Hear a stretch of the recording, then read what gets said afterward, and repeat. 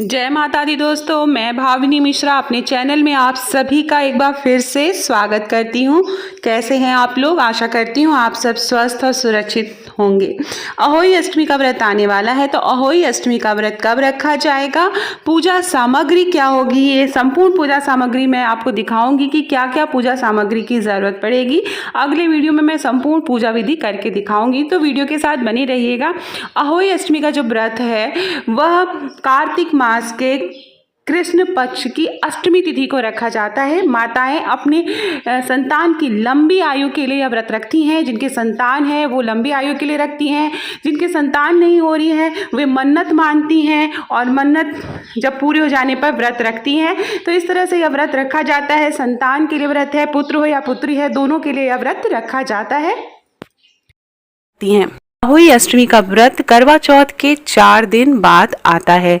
तो जो करवा हम करवा चौथ में यूज़ करते हैं, उसी करवा से हम अहोई अष्टमी का व्रत करते हैं। उसी करवा की हमें ज़रूरत पड़ती है।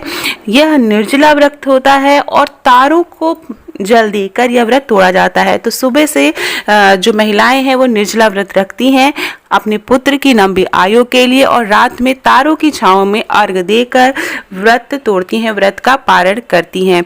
तो यह बहुत ही कठिन व्रत होता है। तो आइए जानते हैं पूजा सामग्री। इस तरह की मार्केट में एक प्रतिमा मिलती है। अगर आपको नहीं मिलती है, इस तरह की फ़ोटो नहीं मिलती है जिसमें अहोई अष्टमी, स्याऊ और सारी चीज़ें बनी होती हैं, तो इस तरह की नहीं मिलती है तो आप नेट से प्रिंट आउट निकलवा सकते हैं। तो सबसे पहले हम प्रसाद के बारे में बात करेंगे। इस तरह के मीठे गुलगुले बनते हैं और साथ में पूड़ियाँ बनती हैं। तो यह व्रत जो है इसमें 16 पूड़ियाँ, 8 या 16 पूड़ियाँ बनाई जाती हैं। इस तरह की पूड़ियाँ बनाई जाती हैं। अष्टमी का व्रत है तो चीज़ें 8 की संख्या में होती हैं। और गुलगुले, मीठे गुलगुले बनते हैं। बहुत से लोग पुआ बनाते हैं और बहुत से लोग खीर भी चढ़ाते हैं। तो चावल की खीर भी चढ़ाई जाती है। तो आपके यहाँ जो प्रथा होती है आप उस प्रथा के अनुसार ले सकते हैं। फल फूल चाहिए, ये देखिए इस तरह के फल फूल चाहिए।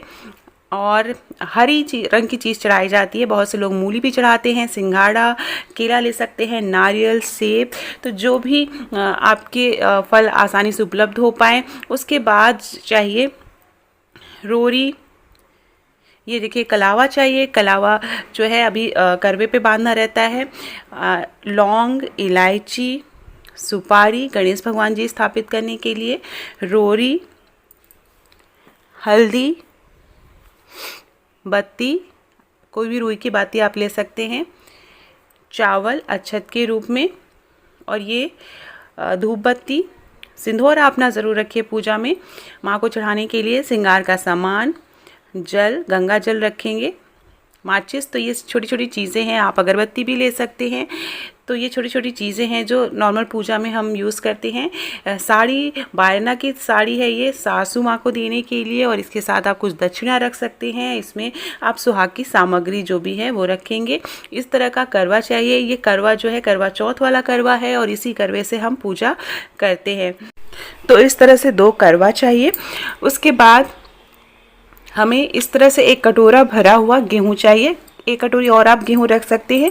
उसमें आप दक्षिणा निकाल देंगे, जो भी पंडित जी को दान देना है, फूल, माला, पान, घंटी, और साथ में 1 लोटी जल चाहिए तारों को अर्घ देने के लिए। उसके बाद ये श्रृंगार की और सुहाग की सामग्री है।